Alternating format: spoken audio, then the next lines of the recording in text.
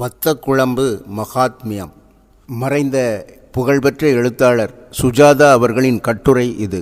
வத்தக்குழம்பு இது இருந்துவிட்டால் ஒரு ஆழாக்கு சாதம் கூட அசால்ட்டாக இறங்கும்.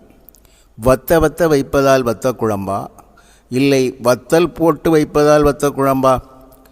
வத்தக்குழம்பிற்கு ஏற்றது மணத்தக்காளி வத்தலோ சுண்டைக்காய் வத்தலோ தான். சின்ன வெங்காயம் கூட பரவாயில்லை.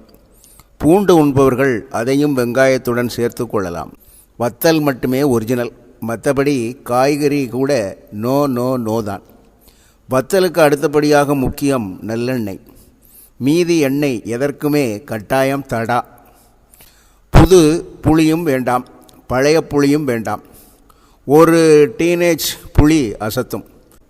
குழம்பிற்கு வறுக்கப்படும் வத்தலை முதலில் வறுத்து அதிலேயே புளியிடாமல் தனியாக எடுத்து வைத்து கொண்டு கடைசியாக சேர்ப்பது குழம்பிற்கே புது அவதாரத்தை தரும். குழம்பு கொதிக்கும் பொழுது சேர்க்கப்படும் கறிவேப்பிலை ஜன்ம சாபல்யம் பெறும். மூடக்கூடாது. அடுப்பை சிம்மில் வைத்து கொதித்து எண்ணெய் பிரிந்து வரும் அழகை பார்க்க கண்கோடி வேண்டும். எண்ணெய் பிரிந்தபின் இறக்கி வைக்கப்பட்ட வத்தக்குழம்பு இங்கிலாந்து வரை இழுக்கும். வத்தக்குழம்பு வைக்க தெரிந்து இருப்பதை விட முக்கியம் அதை சாப்பிட தெரிவது. இன்று பிறந்த குழந்தையை தூக்குவது போல் மிகவும் அழுத்தம் கொடுக்காமல் சாதத்தை பிசைய வேண்டும்.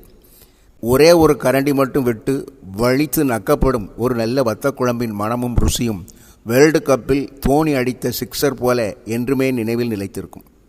எழுத்தாளர் திரு சுஜாதா அவர்களைத் தவிர வேறு யாரால் இவ்வாறு யோசிக்க முடியும்?